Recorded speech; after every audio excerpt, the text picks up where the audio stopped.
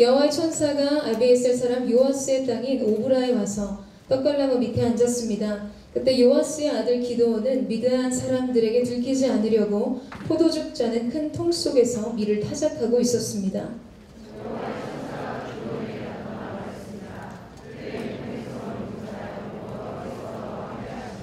기드온이 그에게 말했습니다. 내 주여, 여호와께서 우리와 함께 하신다면 왜 우리에게 이 모든 일이 일어나는 것입니까? 여호와께서 우리를 이집트에서 구출해내지 않으셨느니까? 라고 우리 조상들이 우리에게 말했는데 그분이 모든 기적들은 어디에 있습니까? 지금 여호와께서 우리를 버리고 미디안 사람들의 손에 우리를 넘기셨습니다.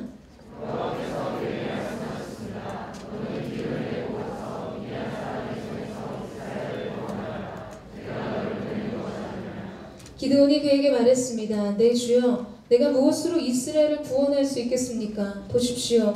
내 집안은 므낫세 가운데 가장 작고 나는 내 아버지의 집에서 가장 어린 사람입니다. 여호와께서 그에게 말씀하셨습니다. 내가 너와 함께할 것이니 너는 미디안 사람들을 한 사람을 치듯이 무찌를 것이다. 아멘. 할렐루야. 오늘도 우리의 위로자가 되시고 우리의 소망의 이유 되시는 주님의 이름을 찬양합니다. 우리 그 사랑하는 주님 앞에 감사와 찬양과 영광의 큰 박수를 올려드리겠습니다. 오늘 이 예배 주인 되신 주님을 높여드립니다. 주님을 찬양합니다. 주님 오셔서 다스리시고 주님의 일을 행하여 주시옵소서. 아멘. 할렐루야. 사랑하는 여러분, 성령 충만하십시오. 말씀 충만하십시오. 오늘 우리의 전 존재를 애워싸고 있는 이 하나님의 놀라우신 은혜 앞에 우리 모두 기쁨의 예배를 드리는 행복한 예배자들 되시기를 주님의 이름으로 축원합니다. 오늘 설교가 굉장히 길 예정이기 때문에 여러분 마음을 편안히 잡수고 계셨으면 좋겠어요. 저는 빨리 끝내려고 했는데요. 주님이 계속 말씀을 하기를 원하셔서 미리 알려드립니다. 굉장히 편안하게 말씀을 넉넉하게 넓은 마음으로 함께 들었으면 좋겠습니다. 제가 최근에요, 조카와 함께 요새 이 즐겨하는 만화에 대한 이야기를 잠시 나눴었는데요. 한동안 이 로보카를 좋아하는 조카들을 위해서 제가 굉장히 열심히 로보카 캐릭터 장난감을 선물했었습니다. 그런데 어느 날부터인가 조카들의 취향이 갑작스럽게 이 로보카에서 새로 만화 시리즈로 넘어간 거예요. 이 미니 특공대라는 거였는데요. 너무 심취한 나머지 늘상 둘이 특공대로 변신해서 출동을 합니다. 집안에 막 장화를 신고 이리저리 튀어요. 제 마음에 약간 상심이 되는 거예요. 이제 막 거의 수집을 마쳤는데 그렇게 모인 캐릭터 장난감들이 곧 추억 저편으로 사라지기 완전 직전인 거예요. 그래서 제가 조카를 불러다가 지안아, 어쩌다가 미니 특공대를 좋아하게 된 거야? 이모는 쟤네 별로 안 멋있는 것 같은데 로보카 폴리오 훨씬 귀엽고 좋은데 라고 이야기를 했어요. 뭐 이렇게 얘기하면 마음이 조금 돌아올까 해서. 그런데 제 조카가 이렇게 말하는 거예요. 긴 한숨을 쉰 후에 이모, 미니 특공대는 목숨을 바쳐. 정의를 위해서 목숨을 바친다. 그런데 폴리는 그냥 도와줄 뿐이야. 친구들을 도와주는 것 뿐이지 목숨을 바치는 게 아니라고. 그러니 누가 더 멋있겠어? 당연히 미니 특공대지. 제가 순간 설교를 듣는 줄 알았어요. 그래서 제가 아멘, 그래 그렇구나, 참 멋지다. 그러고는 이 부츠를 신고 동생과 출동 준비를 위해 달려가는 모습을 보는데요, 신선한 충격을 받았어요. 멋지다 미니 특공대. 근데 너희는 정의를 위해서 목숨을 바치는구나. 그래서 멋진 거구나. 어린 조카의 이 눈을 통해서 여러분, 우리의 인생에서 진짜 멋있고 진짜 가치 있는 것이 무엇인지를 생각해 보게 되었어요. 언젠가 저희 이 지체 어머니께서 아주 특신인 불자 친구분을 데리고 저의 예배를 드리신 적이 있었거든요. 이 청년 예배이고 문화적인 코드나 영적인 수위 면에서 아직 독실한 불교 신자인 분에게 이 예배가 많이 어렵지 않을까 굉장히 걱정을 했었는데요. 제가 예배를 마치고 그 지체에게 전화를 했습니다. 오늘 괜찮으셨니?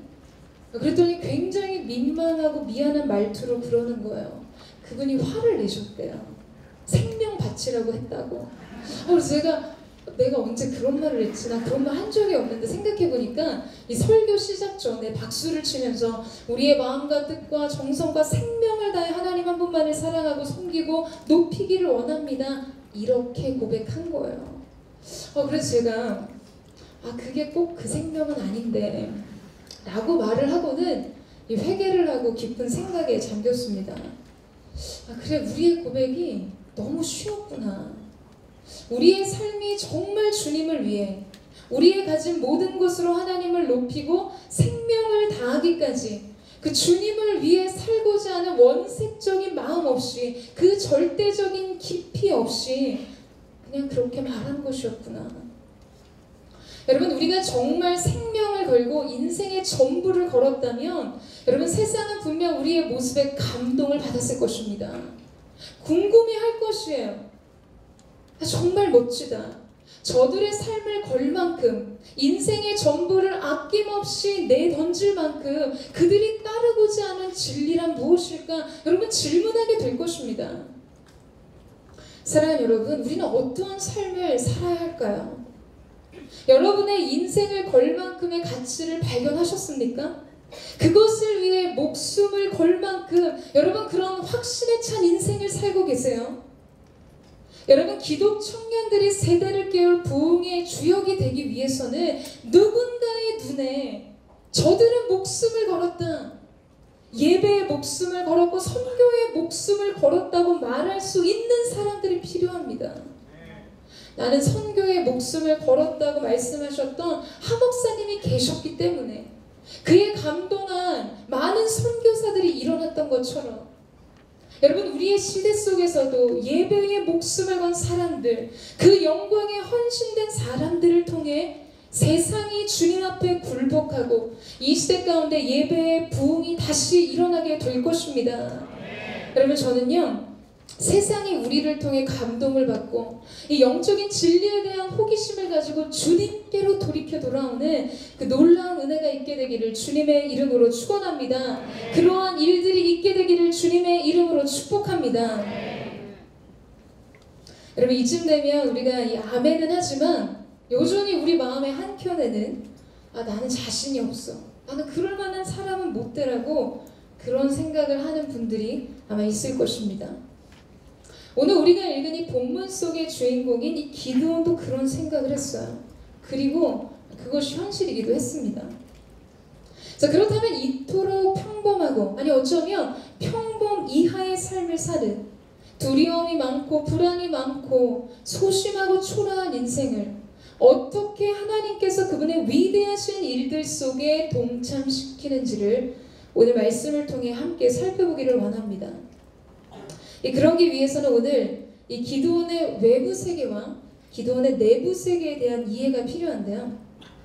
먼저 그의 외부 세계에 대한 이야기를 나눠보겠습니다. 본문의 배경이 되는 때는 사사시대였어요. 이 사사시대는 모든 일에 대한 판단 기준이 자기의 생각, 자기 소견에 옳은 대로 생각하고 그 소견대로 살았던 영적인 암흑기였습니다.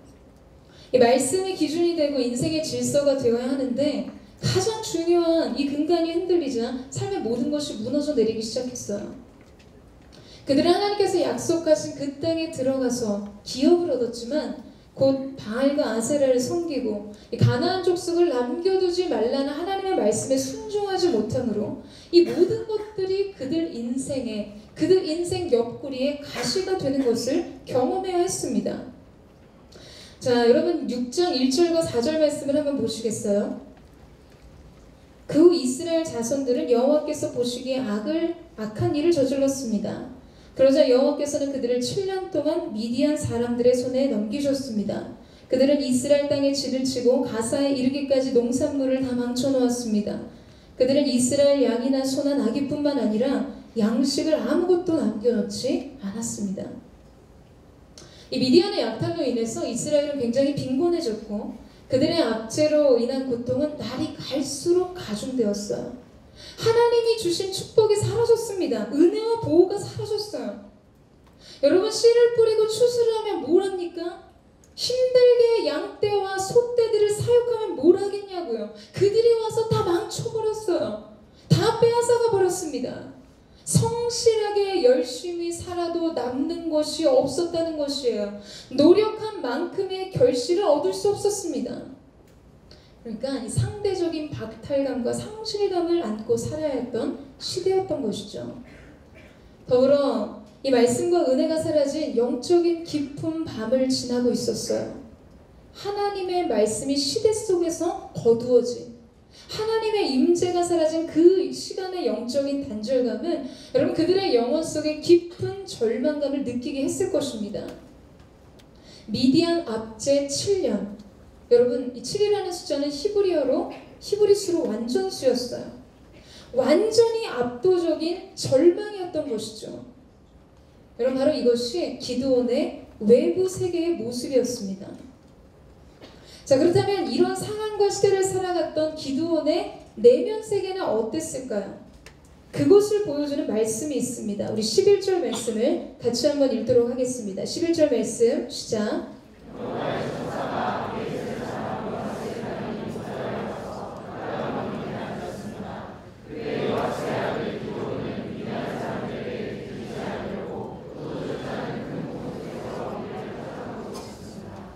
여러분 밀을 타작하기 위해서는요, 이 넓은 평지가 있는 이 마당에서 하는 것이 일반적이고 상식적인 일입니다. 밀을 넓게 깔아놓고 타작을 쳐야 되잖아요. 그런데 지금 기드온은 어떻게 하고 있습니까? 이 포도즙을 짜는 큰 통 속에서 밀을 타작하고 있었다는 것이죠. 이 포도주를 이 발로 밟아서 그 즙을 내는 그 통 안에서 여러분 이 밀을 타작한다고 생각해 보세요. 이것은 굉장히 불편하고 효율적이지 않는 일입니다. 하지만 왜 그런 불편을 감수하면서까지 그곳에 자신을 숨기고 있었던 것이죠? 성경은 기드온이 그렇게 한 이유가 무엇 때문이라고 말해줍니까? 그럼 말씀을 보세요. 뭐라고 이야기하죠? 미디안 사람에게 들키지 않으려고. 여러분 우리는 이 짧은 한 줄의 이야기 속에서 지금 기드온의 내면 세계를 보게 됩니다. 그의 내부 세계의 이야기를 듣게 되는 것이죠. 당시 약탈은 보편적인 상황이 됐어요. 그는 두려웠던 것이에요. 불안했습니다. 그리고 그만큼 간절했던 것이에요. 더 이상 자신의 것을 빼앗기거나 잃어버리고 싶지 않았던 것이죠. 그는 그 노동의 현장에서 어떻게든 삶을 지켜야 한다는 처절한 몸부림을 담은 모습으로 그 좁은 포도주 틀에 들어가서 타작하고 있었어요. 근데 여러분 생각해 보세요. 그런 자신의 모습을 보는 기드온의 심정이 어땠을까요? 자신을 스스로 얼마나 초라하고 비참하게 느낄 수밖에 없었을까? 그만큼 삶이 절박했던 거예요. 기드온은 숨어서 하루하루 겨우 사는 것, 그것이 자신이 할 수 있는 최선이라는 절망을 끌어안고 살아야 했을 것입니다. 여러분 그런 사람에게 어떤 비전이 있겠어요? 무슨 꿈을 꾸고 어떤 미래를 계획하겠습니까? 더 이상 아무리 열심히 해도 이룰 것이 없다는 절망감이 그를 사로잡았을 것이에요. 자신은 정말 약했고 아무것도 아닌 존재였던 것이죠. 여러분 기드온은 한 가지로 정의 내릴 수 없는 복잡한 내면의 감정들로 가득 차 있었을 것입니다. 자, 바로 그런 기드온에게 여호와의 천사가 와서 말합니다. 우리 12절 말씀 같이 볼까요? 12절 말씀 시작. 여호와의 천사가 기드온에게 나타나 말했습니다. 그의 용맹스러운 인사여 여호와께서 너와 함께하신다. 여러분이 기드온이라면 지금 이 상황이 납득이 가시겠어요? 아니 누가 지금 볼까봐 겁먹어서 숨어서 자기 자신을 숨기고 있었어요. 그냥 그저 근근히 초라한 자신의 삶을 유지하고 있었던 것이죠. 그런 기드온에게 이렇게 말하고 있는 것입니다. 큰 용사요. 취업이 안 돼서 매번 미역국 마시고 정직원이 안 되는 알바생에게 대표님 이라고 불러보세요. 여러분 느낌 오세요? 이거 잘못 들으면요 반어법으로 들립니다. 게다가 큰 농부여 정도로만 했어도 블레싱 하는 거라고 생각하겠어요. 그런데 지금 그 손에 타작기를 들고 있는 기드온에게 용사라고 말하고 있어요. 큰 용사라고 말합니다.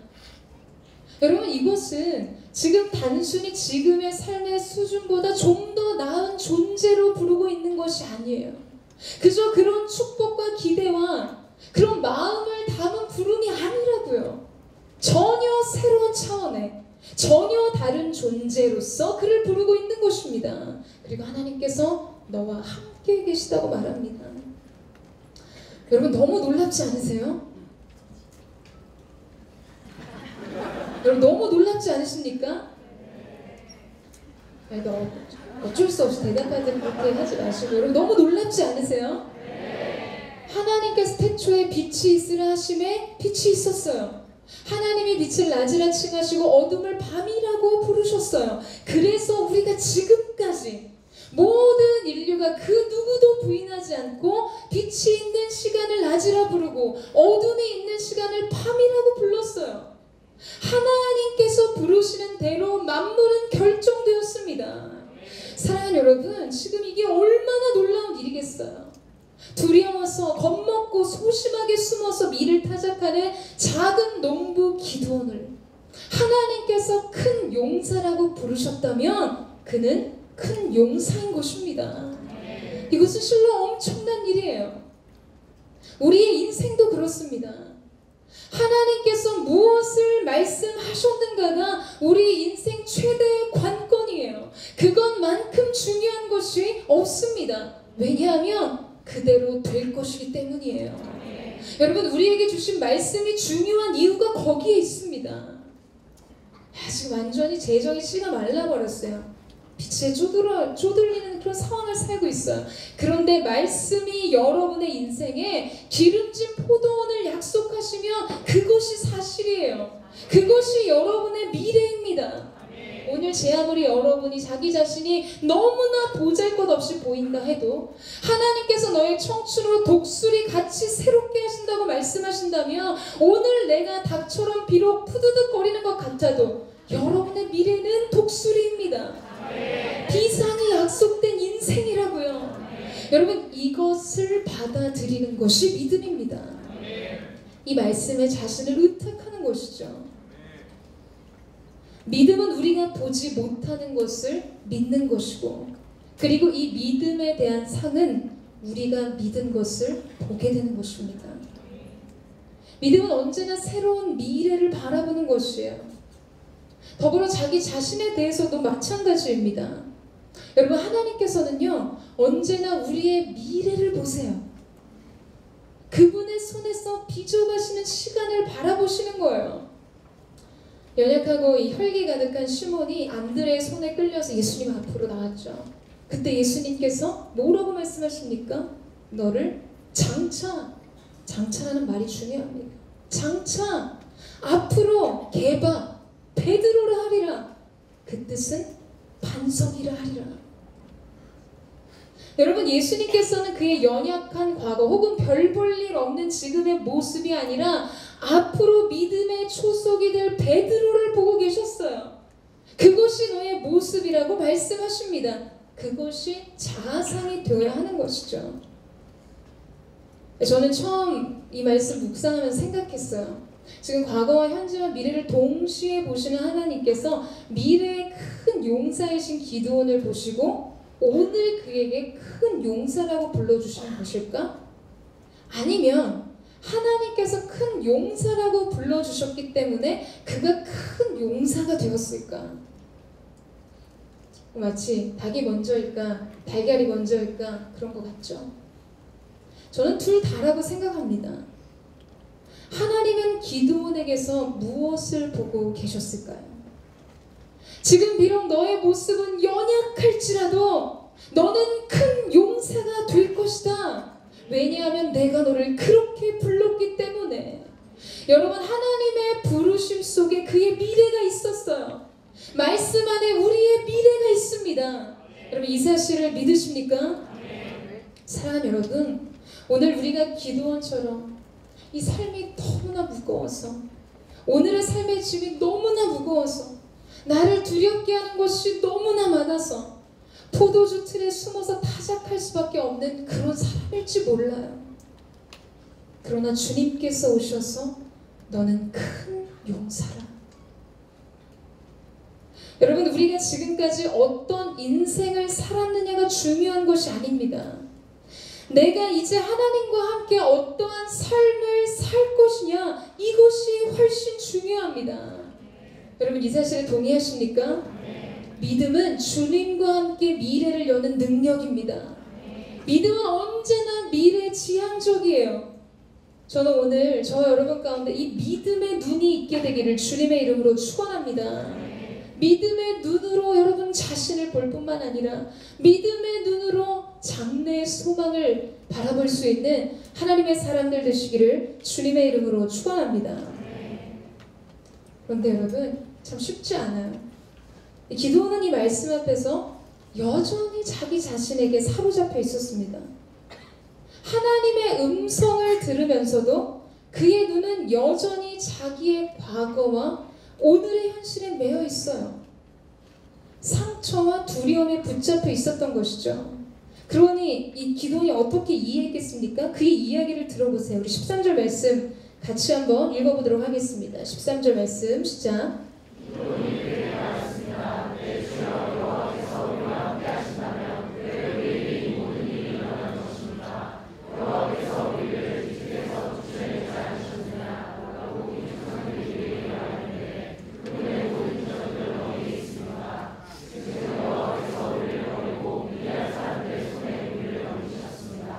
여러분, 기도원의 첫 번째 질문은 이것이었습니다. 하나님께서 함께 하신다면 왜 이런 일이 일어나는 것인가요? 이것은 우리 모두의 질문이기도 합니다. 이번 주에 목요 순장 모임 마치고 MC다가 회의를 하고 있었는데 연락이 왔어요.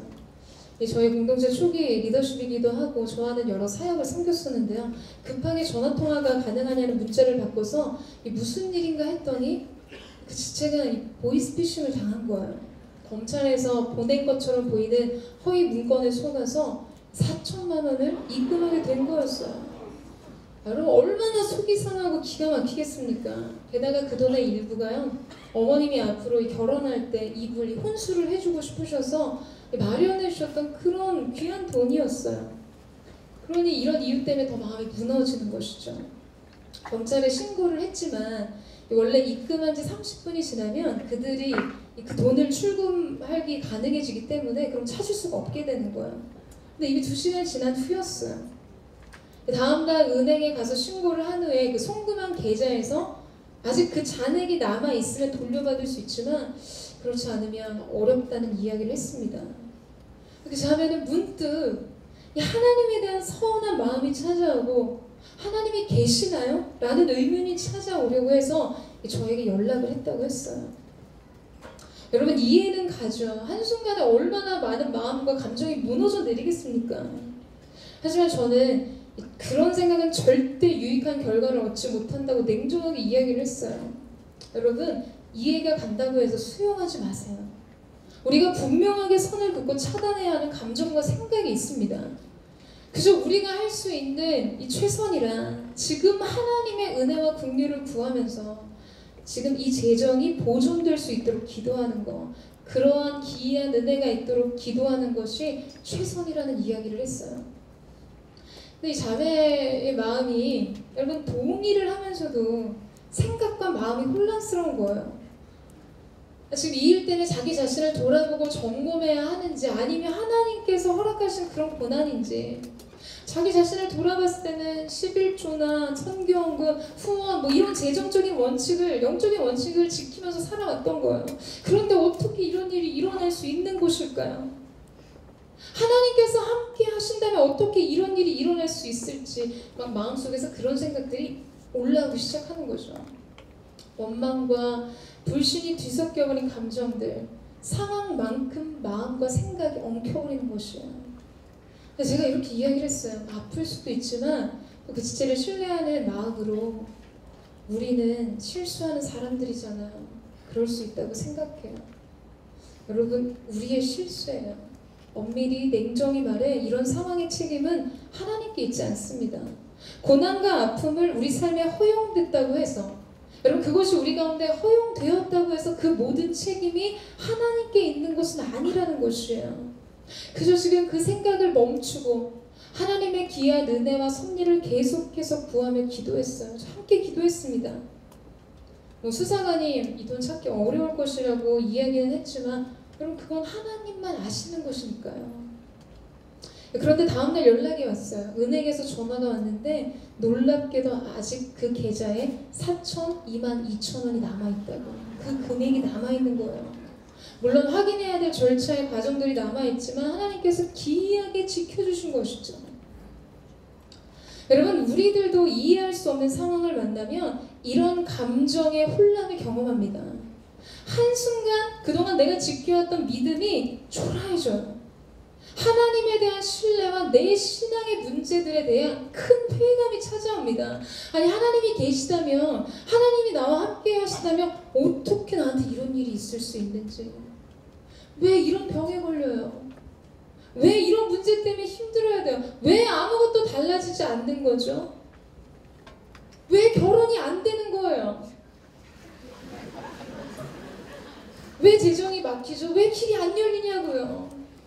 때때로 서운한 마음과 원망 섞인 마음이 올라오는 거죠. 여러분 그런데요, 냉탕과 온탕을 오가듯이 이런 분노와 원망의 마음이 조금만 지나면 이제 자기 자신을 현미경으로 들여다보듯이 낱낱이 해부하는 시간이 찾아옵니다.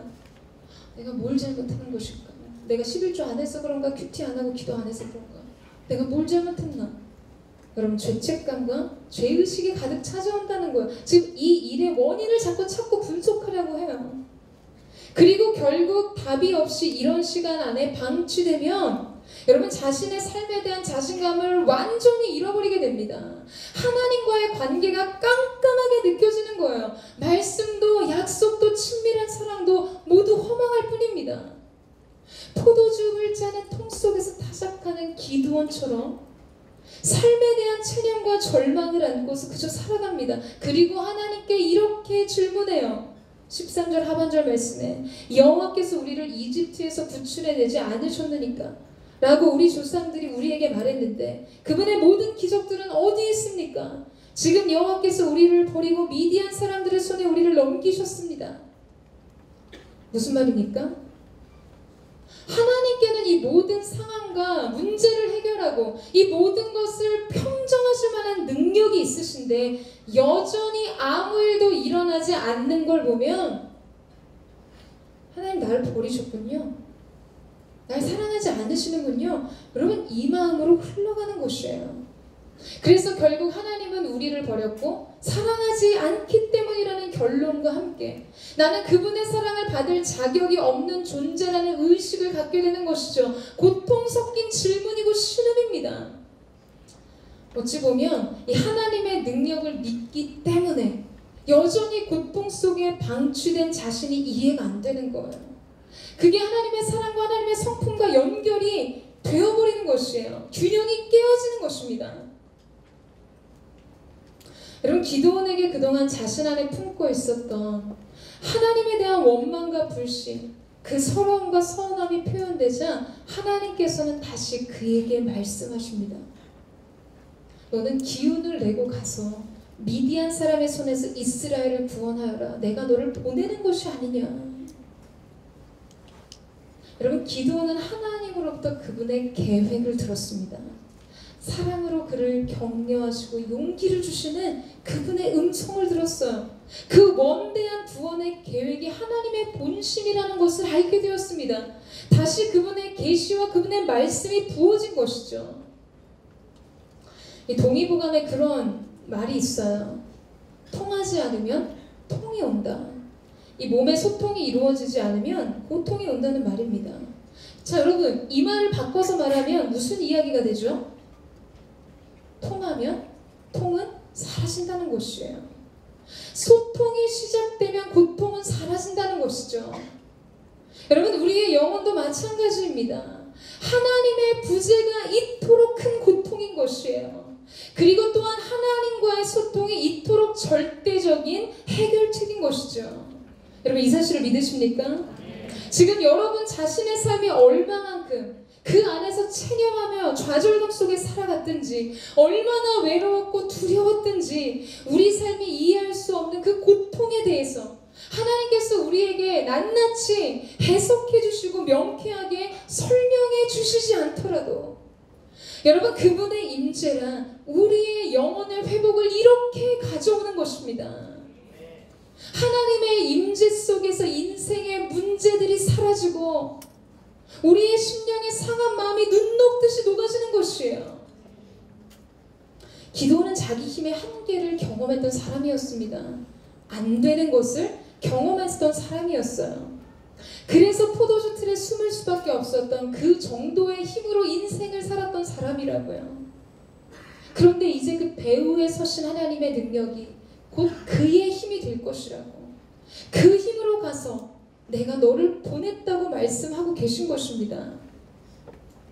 여러분, 그런데요, 나의 과거, 나의 부정적인 경험들이 이토록 무섭습니다. 지금 하나님께서 내가 너 보낸 거다, 내가 함께 가겠다고 말씀하셨는데 기도는 이렇게 말해요. 15절 말씀 보시겠어요? 같이 한번 읽어보겠습니다. 시작.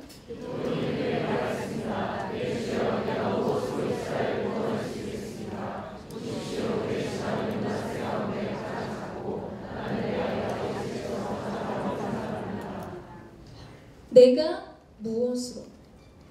여러분, 지금 기도원이 누구에게 집중하고 있습니까? 하나님의 음성을 듣고 있지만 그는 여전히 자기 자신에게 집중하고 있어요. 이것이 문제입니다.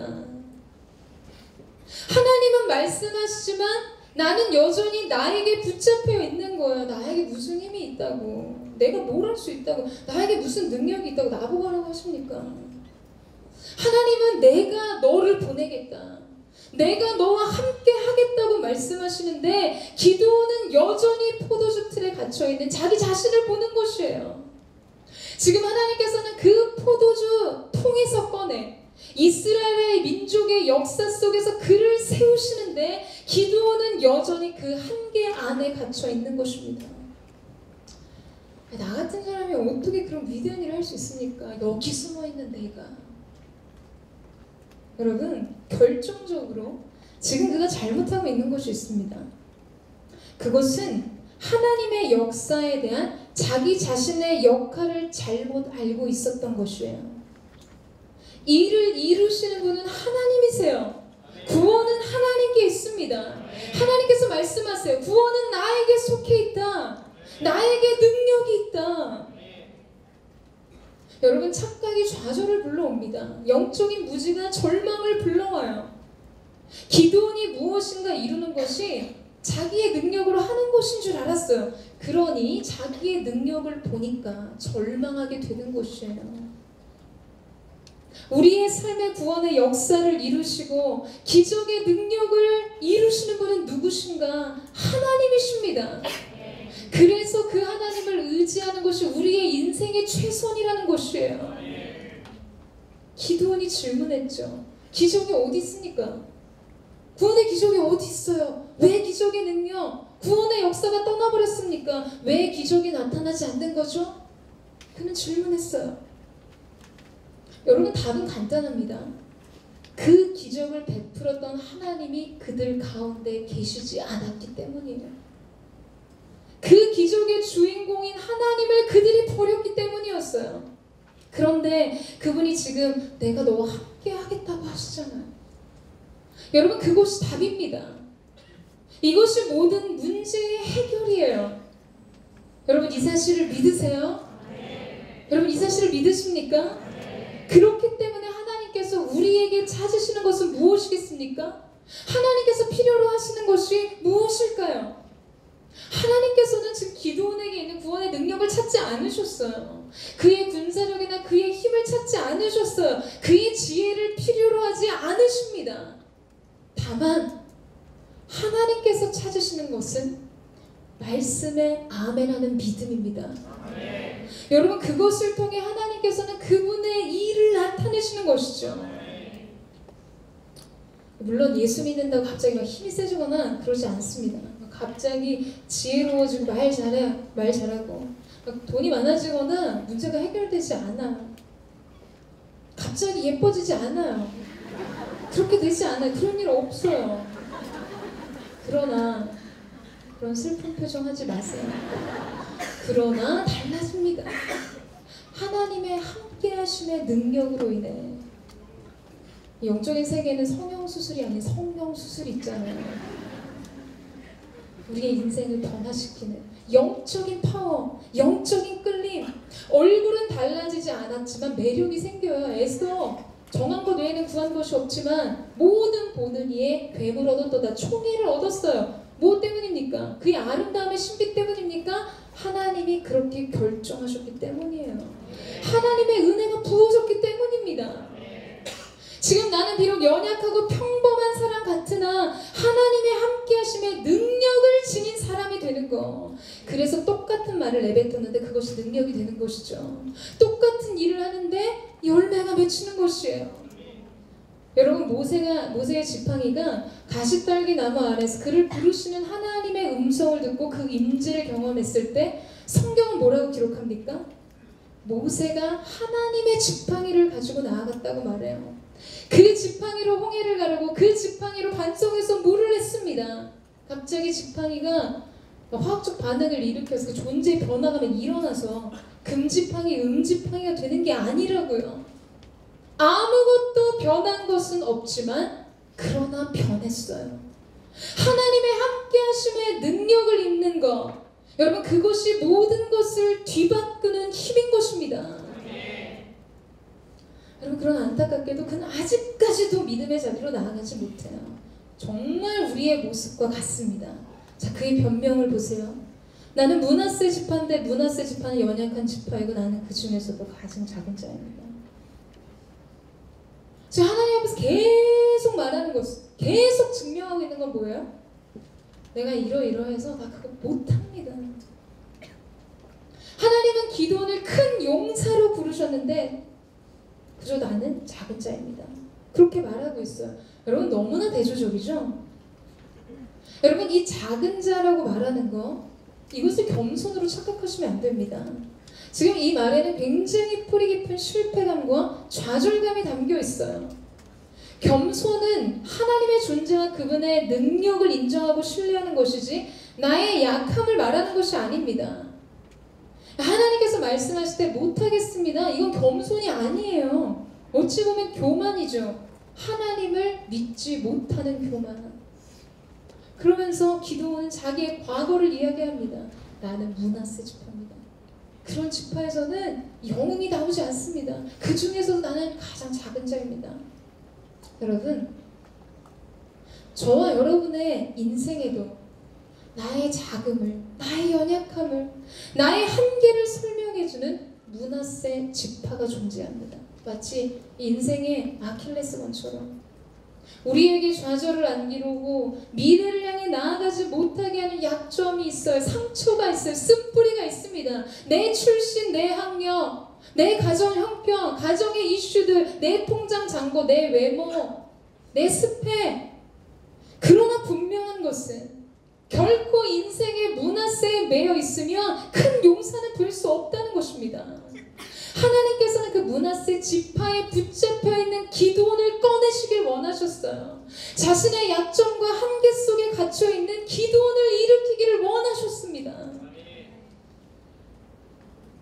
사랑하는 여러분, 오늘 여러분이 붙잡혀 있는 것은 무엇입니까? 과거의 실패와 쓴뿌리, 자기 가능성의 한계, 미래에 대한 두려움과 불안입니까? 제 얘기를 들으시면 생각이 달라지실 거예요. 나는 그럴듯한 가정에서 태어나지 못했어요. 뛰어난 학력이 있지도 않고요. 재정적으로 제가 얼마나 지금 비참한 상태인지 아세요? 나 스펙이 없습니다. 나 인맥도 없어요. 나 돈도 없어요. 나 미래에 대한 전망도 없어요. 가능성이 없습니다. 사랑하는 여러분, 우리의 인생이요, 그래서 쓰임받지 못하는 것이 아닙니다. 믿음이 없어서예요. 여전히 우리가 작은 므낫세 지파의 한계와 약점 속에 갇혀 살아가는 것이에요. 지금 여러분은 어떤 절망과 어떤 실수와 실패 가운데 매여 있습니까? 저는 오늘 믿음으로 선포합니다. 여러분의 작은 므낫세의 정체성이 다 끊어지게 되기를, 그 모든 억압과 속박과 무게로부터 벗어나지게 되기를 주님의 이름으로 축원합니다. 사랑하는 여러분, 주님의 음성을 들으세요. 하나님께서 지금 여러분의 인생을 큰 용사로 부르고 계십니다.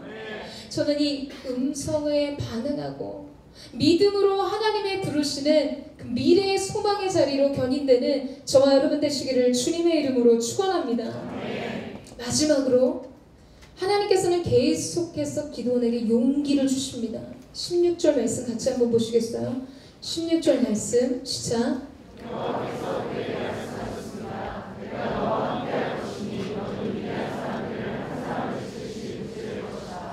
여러분, 하나님께서 함께 하실 때 미디안 사람들을 한 사람 치듯이 무찌를 것이라고 하세요. 만만한 한 사람 치듯이 그렇게 무찌르게 될 거라고 하십니다.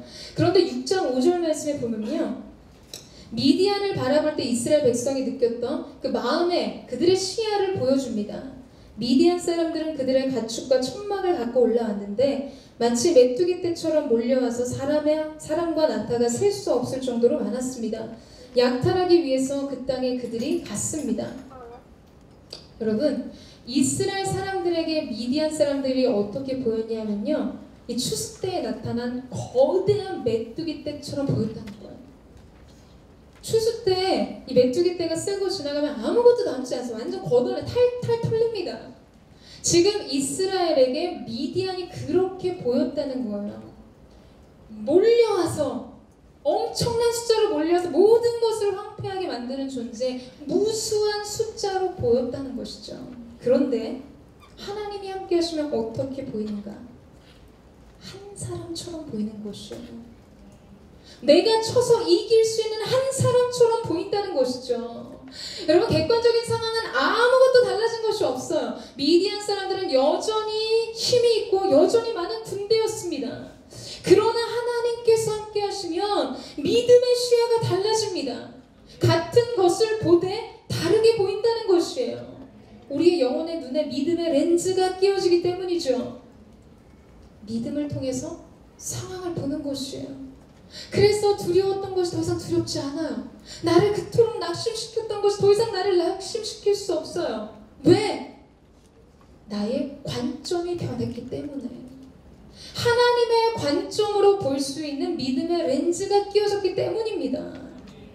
여러분, 지금 세상이 어떻게 보이세요? 지금 여러분을 대적하는 사람들이 어떻게 보입니까? 경쟁자가 어떻게 보이세요? 사단의 세력이 어떻게 보입니까? 메뚜기 떼로 보이면요, 우리는 여전히 포도주 틀 안에 숨을 수밖에 없습니다. 언제나 두려움과 낙심이 우리의 삶을 압도하게 됩니다. 나의 눈이 보는 대로 산다면 그럴 수밖에 없다는 것이에요. 그러나 믿음의 눈이 띄어주면 세상을 사는 법도, 모든 삶의 스타일이 달라집니다. 세상을 향해 담대해지기 시작합니다. 재정이 없어도 위축되지 않아요. 결혼이 늦어져도 낙심하지 않습니다. 왜?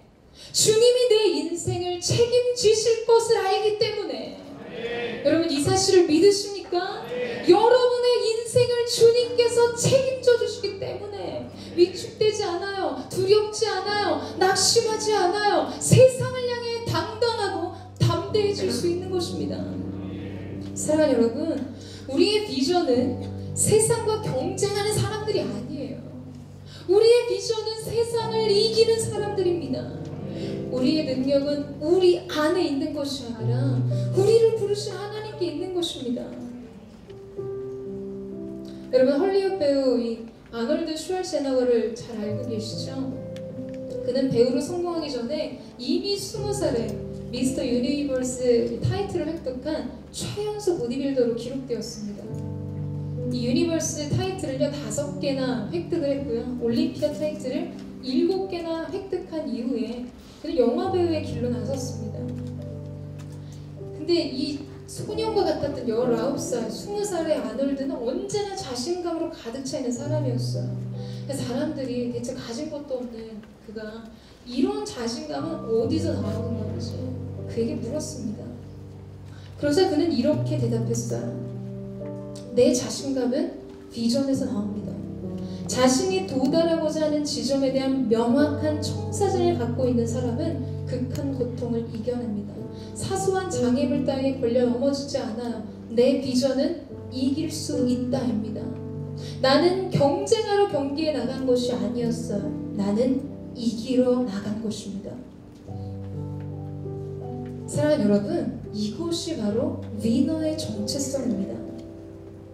포도주 틀을 벗어나 문화세 출신을 벗어난 작고 비루한 정체성을 벗어난 사람들의 자기 인식이라는 거예요. 여러분, 이러한 인식은 어떨 때 가능한 것일까요? 인생의 다단계, 소유, 성공, 변화 이런 것들로 가능합니까? 아닙니다. 바로 그리스도가 내 안에, 내가 그리스도 안에 있을 때만 가능한 것입니다. 여러분, 이 사실을 믿으십니까? 우리의 자신감은 우리를 부르시는 하나님의 부르심, 우리와 함께 하시는 하나님께 있는 것입니다. 할렐루야! 여러분, 이 승자의 정신을 가지고 여러분의 인생을 산 하나님의 사람들 되시기를 주님의 이름으로 축원합니다. 그래서 우리는 세상과 경쟁하지 않고 세상을 이기는 자들로 일어서게 될 것입니다. 저는 오늘 저와 여러분이 오늘 우리를 부르시는 하나님의 부르심 속에서, 하나님의 말씀 속에서, 하나님의 약속 속에서 우리의 미래를 보게 되고 우리의 장래의 소망을 확신하게 되는 그 놀라운 은혜가 있게 되기를 주님의 이름으로 축원합니다. 이 시간 우리 함께 찬양하며 주님 앞에 나아갔으면 좋겠습니다.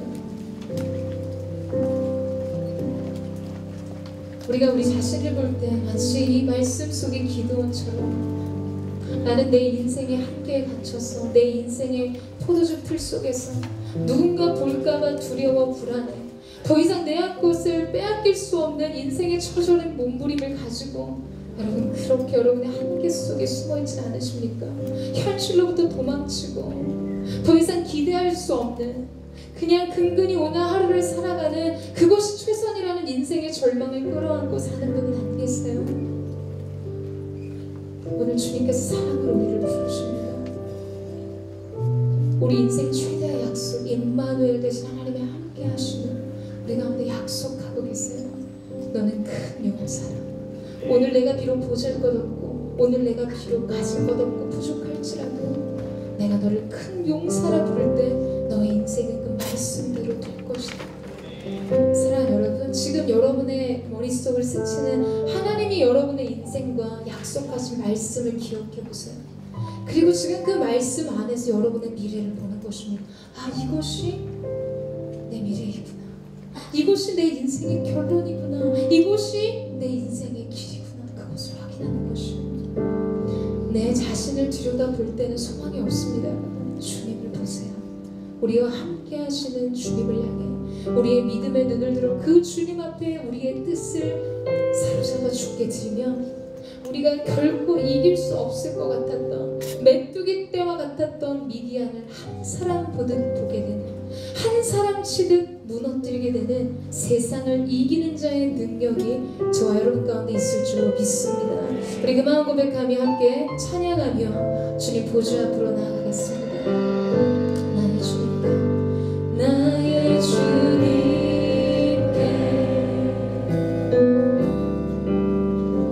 찬양 드리며 주님의 그 크신 사랑, 그 크신 사랑, 주 임재 감사해. 어둠 속에 찾아오셔서 어둠 속에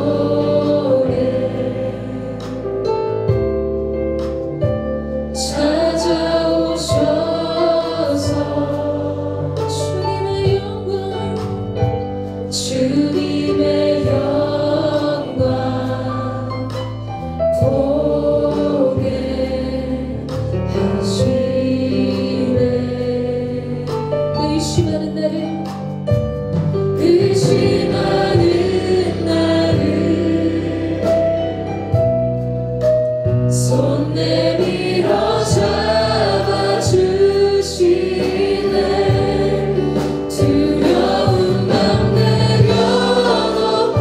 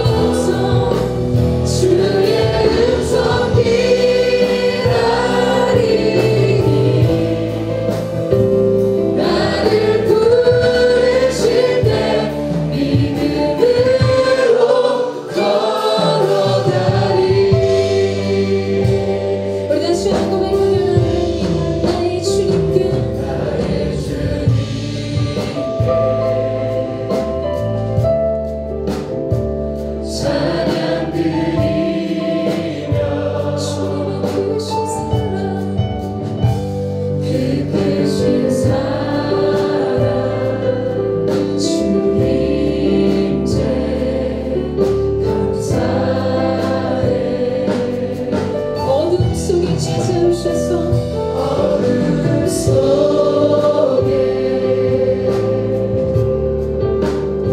찾아오셔서 주님의 영광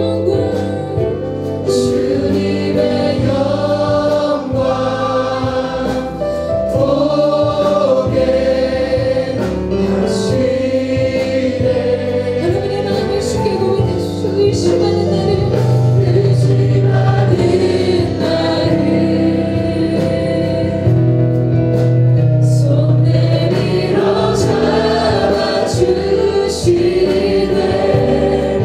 두려움 안 내려 주님을 바라보며 나아갑니다. 바라봅니다.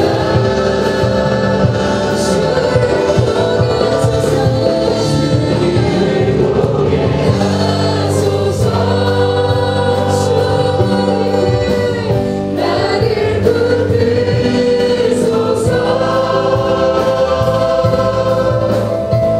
내 뜻과 내 생각 내려놓고 주님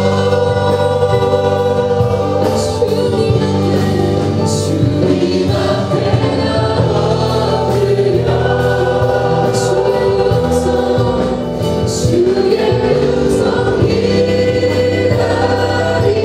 주의 음성 기다리니 나를 부르실 때 믿음으로 다시 한번 믿음으로 주님을 바라보며 나아갑니다. 주여 우리 마음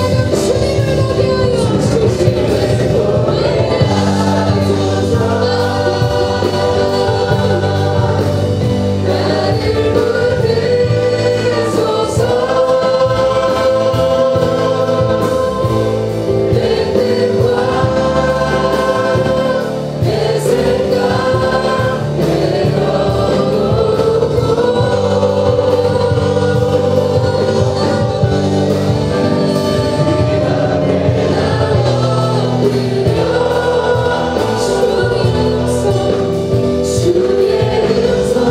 내 뜻과 내 생각 주의 음성 기다리니 나를 부르실 때 믿음으로 걸어가리. 사랑하는 여러분, 이 시간 우리가 하나님 앞에 우리의 믿음의 눈을 들어 기도하기를 원합니다. 사랑하는 여러분, 청년의 삶으로서 세상과 경쟁하며 세상을 살아가는 일이 결코 쉽지 않음을 우리 주님도 알고 계세요. 기도원의 삶의 현장처럼, 기도원의 삶의 모습처럼 하나님께서 우리의 삶을 보고 계십니다. 그의 외부 세계처럼 마치 하나님의 일하심이 느껴지지 않는 영적인 단절감 속에서 몸부림치고 그저 두려움과 불안에 허덕이면서 인생의 일터 속에서 그렇게 분투하며 살아가는 우리 자신을 주님이 보고 계시다고요. 숨겨진 장소에서 자신의 한계 속에 갇혀서 그렇게 미래를 타작할 수밖에 없는 그런 우리의 모습을 주님이 보고 계십니다. 사랑하는 주님, 이 시간 우리가 주님 앞에 나아가오니 거룩하신 주님의 역사를 우리 가운데 기름 부어 주시옵소서. 우리의 모든 것을 아시고 우리의 모든 외부 세계를 아시고 우리의 내면의 모든 문제를 아심에도 불구하고 주님이 오늘 우리 가운데 오셔서 말씀하세요. 너는 큰 용사라. 사랑하는 여러분, 이 시간 여러분에게 주신 약속의 말씀을 기억함으로 기도하십시오. 여러분에게 주신 약속의 말씀 안에서 여러분의 미래를 보세요. 하나님께서 태초에 빛이 있으라 하시며 빛이 있었고 그 빛을 낮이라 칭하시고 그 어둠을 밤이라고 부르셨으니 인류의 역사 속에서 하나님의 말씀대로 불러주신 대로 이루어진 이 정체성을 파괴한 적은 단 한순간도 없습니다. 하나님이 말씀하시며 만물은 그대로 되는 것이에요. 오늘 우리가 어떠한 존재이신, 어떠한 한계를 갖고 살고 어떤 문제를 갖고 있었던, 어떠한 과거의 실패와 좌절 속에 있었던, 사랑하는 여러분, 하나님의 영적인 사전에는 절망이란 있을 수 없어요. 낙심이란 있을 수 없습니다. 내 영혼아 어찌하여 내 속에서 불안하며 어찌하여 내 속에서 낭만하느냐. 너는 하나님을 바라라. 그를 위해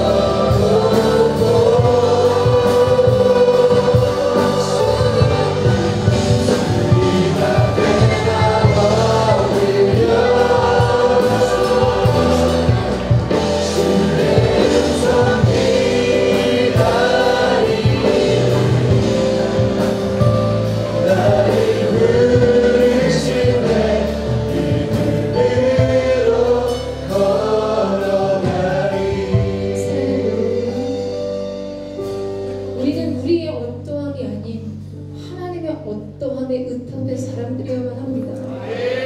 여러분, 삼손의 나귀 턱뼈를 기억하세요? 그는 나귀 턱뼈로 블레셋 사람들을 진멸한 사람이었어요. 이스라엘 사사 에우스를 기억하십니까? 왼손잡이였던 이스라엘 사사 에우스는 막대기 하나로 1000명을 사륙했던 전쟁에 능한 용사였어요. 무엇이 문제입니까? 그들의 손에 들린 도구의 문제였습니까? 날카로운 타작기계처럼 최첨단 무기가 그들 손에 있었기 때문에 그것이 가능했다고 생각하세요? 여러분, 한낱 다 말라 비틀어진 나귀 턱뼈에 불과했습니다.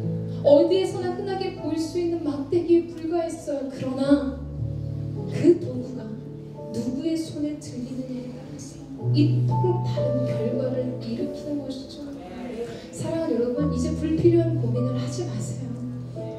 내 인생에 뭘 할 수 있는 존재인지, 나는 얼마나 초라한지, 내가 가진 것은 무엇인지 그것을 그만 보지 마세요. 그 시간이면 하나님의 크심에 대해 묵상하십시오. 하나님께서 하실 수 있는 그 일들을 묵상하세요. 그럼에도 불구하고 오늘 이 자리에 하나님이 그렇게 나와 함께 하신다면, 하나님께서 살아계신다면 왜 내게 이런 일이 여전히 계속되어야 하는지, 육신의 질병의 문제를 끌어안아요. 믿음을 고백하지 않은 것이 아니었는데 여전히 착오가 없습니다. 여전히 더 악화되고 있는 자신의 질병에 휩싸인 몸을 봅니다. 심리적인 문제를 안고 있어요. 우울증, 공황장애, 불안증, 공포증. 주님 말씀만 하시면 되는 거잖아요. 주님께 능력이 있잖아요. 그런데 왜 아무것도 변하지 않습니까? 이것이 우리의 고통의 시든일 때가 있어요. 왜 변하지 않는지. 여러분, 때로는 인생은 이런 삶의 문제들을 그냥 다만 끌어안고 그 문제들과 함께 우리의 삶을 믿음으로 살아가는 것일 때가 있습니다. 오해하지 마세요. 하나님이 그 일을, 기적의 역사, 치유의 역사, 하나님께서 모든 것을 반전시키는 뛰어난 능력의 역사를 우리 가운데 베풀지 않으시겠다는 이야기를 하는 것이 아니에요. 그러나 모든 문제가 해결됐다고 해서 인생에 소망이 생기는 것은 아닙니다. 때로는 비록 그 문제를 나의 존재처럼 끌어안고 인생의 길을 걸어간다 할지라도, 여러분, 하나님의 임재 속에서 인생의 회복을 보는 것이에요. 하나님의 사랑 안에서 자기 존재의 기쁨을 보는 것이에요. 주님의 임재 안에서 모든 사단의 결박과 묶임과 해방이 끊어져 나가는 것을 보는 것이에요. 여전히 모든 것은 변하지 않은 것 같은데, 여전히 인생에 대한 절망은 불투명한 것 같은데, 그래서 두려움이 찾아오는 것 같은데, 하나님의 임재 안으로만 들어가면 문제는 보이지 않아요. 하나님만 보이기 때문에, 그 하나님만 보이기 때문에 인생의 문제들이 사라지는 것입니다. 그러나 여러분, 심리적인 문제를 안고 살아갑니다. 아침에 눈을 뜨면 아무것도 한 일이 없는데 불안이 찾아와요. 공포가 찾아와요. 두려움이 몰려옵니다. 이것이 누구의 문제이겠습니까?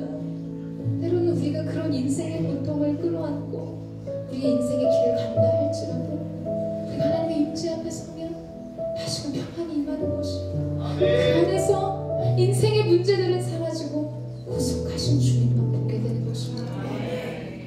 우리가 먼저는 이 믿음을 주 앞에 드리기를 원합니다. 사랑하는 주님, 오늘 기도원의 인생 속에 하나님께서 낱낱이 이 문제가 왜 일어났는지, 하나님 기도원의 마음속에 있었던 그의 문제들을 일일이 낱낱이 설명하시고 해석하지 않으셨어도 하나님의 임재와 그의 음성 속에서 그의 과거가 눈 녹듯 사라지고, 하나님 그 안에 쓴뿌리와 상처가 사라진 것처럼 오늘 하나님의 사람에게 주의 임재를 부어주십시오. 주님의 사랑이 사슬되어 이들을 사로잡으시는 은혜가 있게 하여 주십시오. 그 사랑 안에서 인생의 진정한 소망과 기쁨을 보게 하여 주시옵소서. 푸른 초장과 실만한 물가로 가는 것보다 어떠한 길을 걷든 나의 목자 되신 주님과 함께하는 것이 귀한 것이라고, 그 믿음을 고백할 수 있는 하나님의 사람들이 일어나게 하여 주시옵소서. 하나님, 이 시간을 보내시고 주의 임재를 부으소서. 사랑을 부어 주시옵소서. 그대와 자비를 부어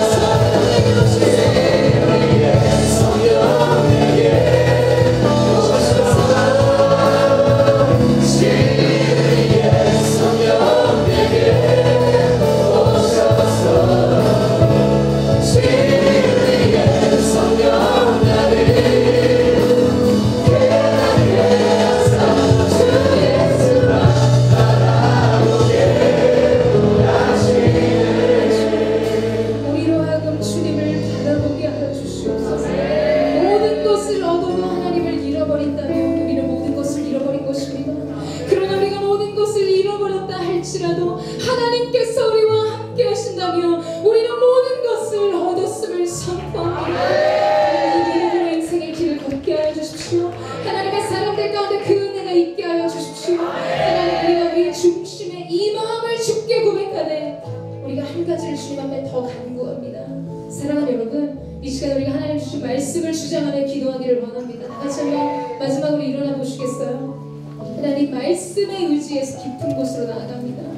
내가 내 인생의 상황을 삶의 결론으로 보지 않고 내 형편을 아버지 내게 주어진 환경으로 보지 않고 주님 나에게 말씀하신 그대로 주님이 나를 부르신 그것이 내 인생의 미래의 소망인 줄로 믿고 의지하며 나아갑니다. 오늘 그 믿음을 고백한 하나님의 사람들에게 내 믿음대로 될지어다. 하나님 주님을 위하여 주옵소서.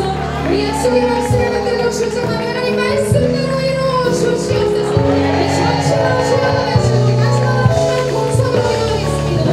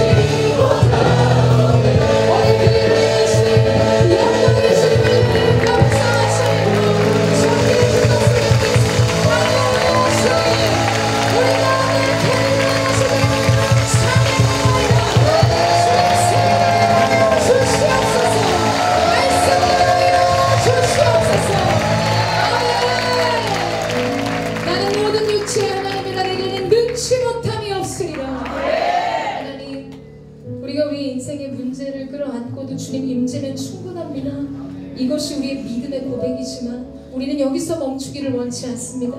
주님이 내게 분명히 약속하셨기 때문에, 주님 내게 말씀하셨기 때문에, 또한 내가 주님 앞에 여전히 기도하고 있기 때문에 난 절망하지 않고 주님께서 이 일을 행하실 줄로 믿습니다.